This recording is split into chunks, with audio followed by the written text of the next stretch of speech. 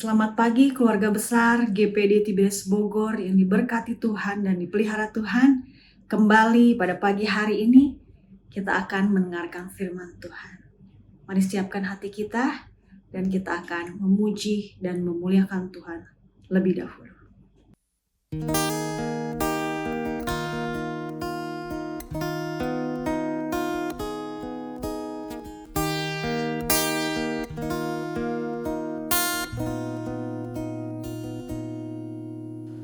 Lord, I thirst for you, and I long to be in your presence. My soul will wait on you. Father, draw me nearer, draw me nearer to the beauty of your holiness. I will wait for you, Almighty God, in the beauty of your holiness.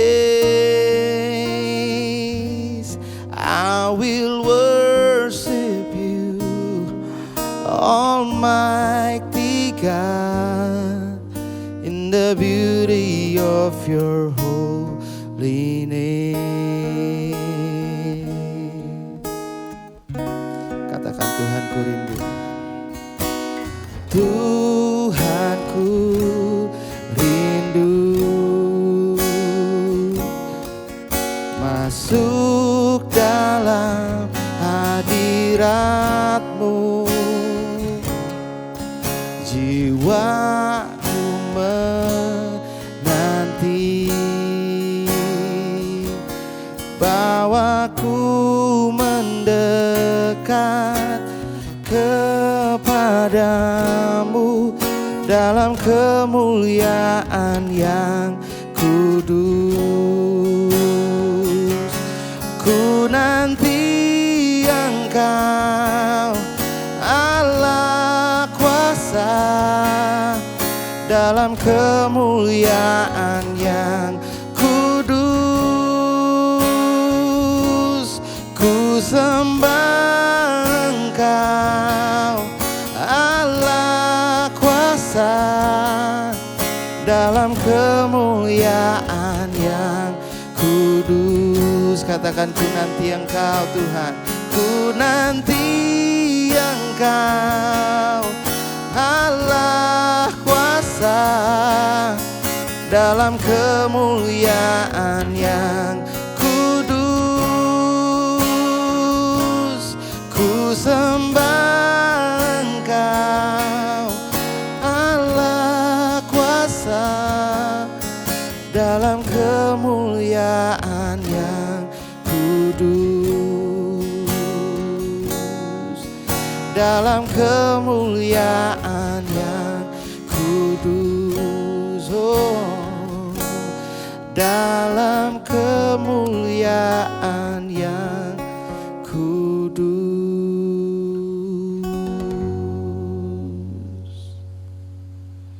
Mari kita bersatu dalam doa. Terima kasih Tuhan buat pagi hari yang diberkati Tuhan. Kami bangun dengan kekuatan yang baru, dan kami rindu sebelum kami melakukan aktivitas kami mendengarkan firman-Mu sebagai makanan bagi rohani kami Tuhan. Mari berfirmanlah, urapilah hamba-Mu Tuhan, biarlah Engkau menyampaikan isi hati-Mu melalui hamba-Mu ini Tuhan. Bahkan urapi kami semua yang mendengarkan Tuhan, dan kami pasti diberkati Tuhan. Kami sambut firman-Mu dengan sukacita di dalam nama Tuhan Yesus Kristus. Haleluya. Amin. Saudara-saudara, pada pagi hari ini saya akan menyampaikan firman Tuhan dengan tema kembali ke Bethlehem. Kita bersyukur ada di bulan terakhir di tahun 2022 ini. Dan kita boleh mengenang kembali, melihat kembali bagaimana proses lahirnya Yesus ke dalam dunia.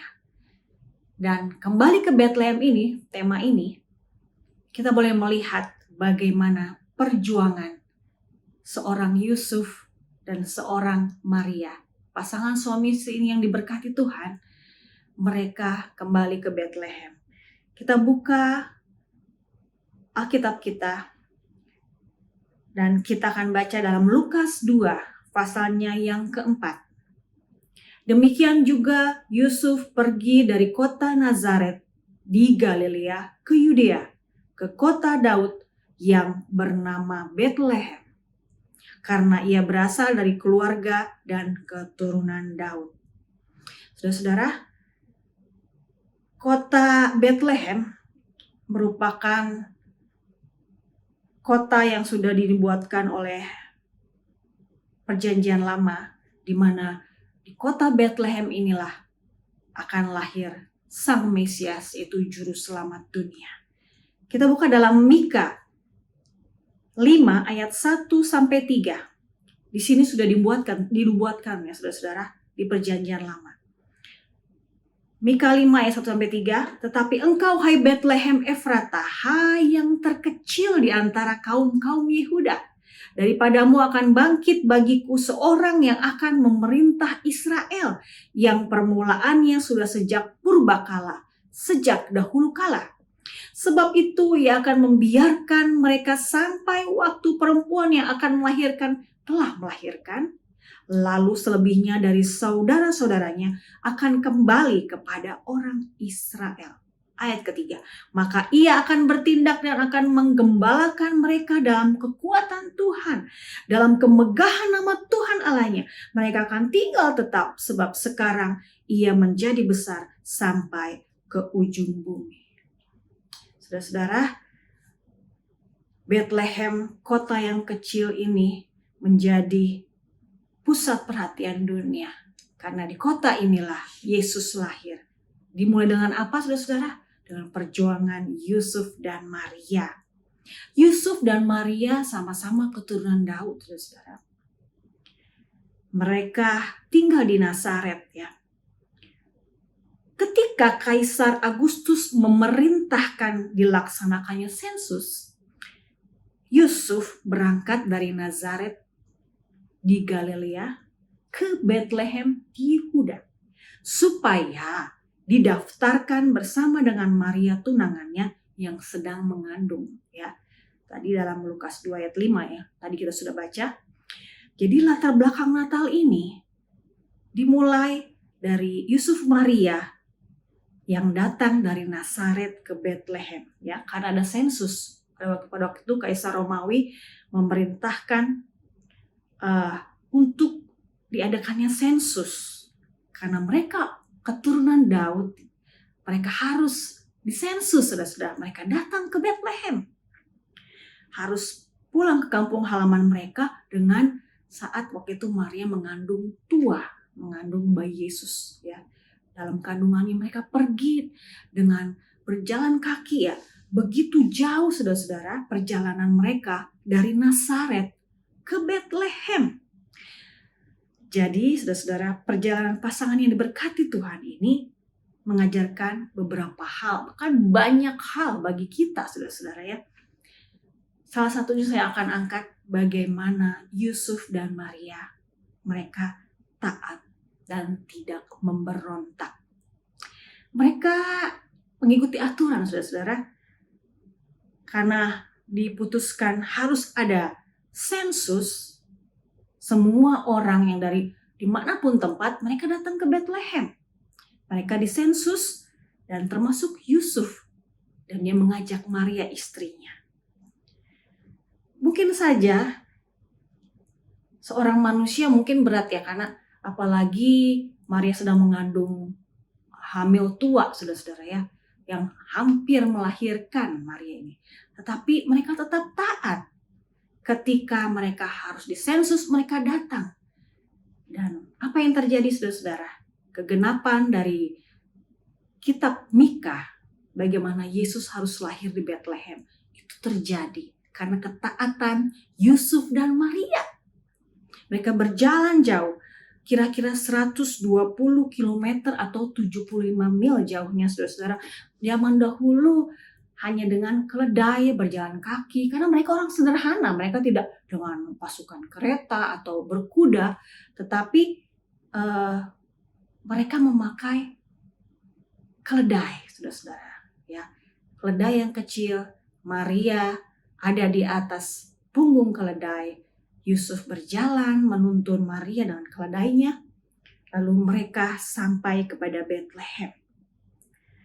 Mereka bukan ahli-ahli kitab yang bisa mengetahui di mana Mesias dilahirkan, tapi mereka tetap taat ya dengan aturan yang ada, menandakan mereka taat juga kepada pemerintah, kepada otoritas, sehingga terjadilah kehendak Tuhan dalam kehidupan mereka, di mana Yesus lahir di Betlehem, saudara-saudara.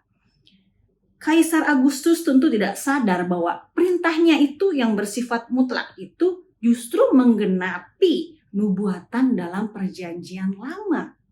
Jadi Tuhan turut bekerja dalam segala hal, bahkan dalam hati Kaisar Agustus ini. Maka dengan terpaksa, bukan dengan terpaksa ya saudara-saudara ya, dan karena ketaatannya itu mereka datang ke Betlehem. Mungkin banyak aturan sekitar kita saudara-saudara. Kadangkala itu membuat kita berat ya, kita harus mentaatinya itu, tapi kita harus belajar mentaati. Kita belajar dari Yusuf dan Maria. Karena ketaatannya, maka Mesias lahir. Karena ketaatan kita, maka rencana Tuhan digenapi dalam kehidupan kita. Melalui orang-orang, melalui otoritas kita, melalui orang sekitar kita. Kalau kita bisa bekerja sama dengan kehendak Tuhan, firman-Nya kita dengar, pasti rencana Tuhan digenapi. Bahkan orang-orang di sekitar kita diberkati seperti Yusuf dan Maria. Kalau mereka tidak taat, maka mereka tidak akan menjadi berkat di mana Yesus lahir dalam kehidupan Maria, saudara-saudara. Kita biarlah menjadi seorang Maria juga yang bersedia, walaupun tidak, kadang-kadang rencana Tuhan itu tidak bisa kita tidak bayangkan, tidak masuk akal kadang-kadang saudara-saudara. Tapi ketika kita mentaatinya, maka rencana Tuhan pasti digenapi dalam kehidupan kita. Tetap percaya dan taat, tidak berontak seperti Yusuf dan Maria. Maka rencana Tuhan akan digenapi dalam kehidupan saudara dan saya. Saya pun sebagai hamba Tuhan, saya terus belajar bagaimana saya harus ikut agendanya Tuhan. Tuhan bisa pakai siapa saja saudara-saudara. Tapi ketika Anda, kita semua masuk dalam agendanya Allah, maka rencana Tuhan yang indah dan luar biasa pasti terjadi. Bahkan melalui kehidupan kita, melalui kehidupan Yusuf dan Maria, banyak orang diberkati saudara-saudara. Kita lihat di sini, saudara, rancangan Tuhan, bukan rancangan kita. Kita baca sebagai ayat terakhir, Yesaya 55 ayat 8-9. Sebab rancanganku bukanlah rancanganmu, dan jalanmu bukanlah jalanku. Demikianlah firman Tuhan. Seperti tingginya langit dari bumi, demikianlah tingginya jalanku dari jalanmu, dan rancanganku dari rancanganmu. Betapapun sulit kita pahami, karena manusia terbatas pikirannya, saudara-saudara. Tuhan yang menciptakan kita, bahkan sampai seluruh organ kita. Ketika kita menaruh percaya kita kepada Tuhan, rencana Tuhan digenapi. Ayub katakan, aku tahu bahwa rancanganmu tidak pernah gagal. Tuhan mau pakai kehidupan kita. Saya dan saudara, Tuhan mau pakai. Yusuf dan Maria kembali ke Betlehem karena mereka seorang yang taat. Kita pun biarlah menjadi orang-orang yang taat, supaya rencana Tuhan yang indah digenapi dalam kehidupan kita. Puji Tuhan, kita akan berdoa. Terima kasih Tuhan buat kisah Natal di mana Yusuf dan Maria kembali ke Betlehem, maka digenapi rencanamu. Biarlah kami menjadi orang-orang yang taat Tuhan, yang senantiasa ikut dalam kehendak-Mu Tuhan. Bahkan dalam pimpinan Roh Kudus, tiang awan dan tiang api itu memimpin kami, sehingga kami berjalan dalam kemenangan demi kemenangan, kemuliaan kepada kemuliaan.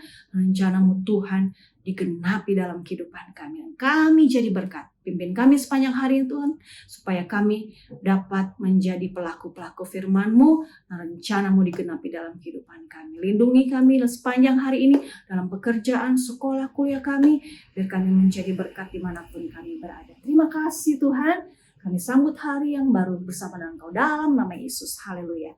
Amin. Selamat pagi, selamat beraktivitas. Tuhan Yesus memberkati. Yesus Tuhan,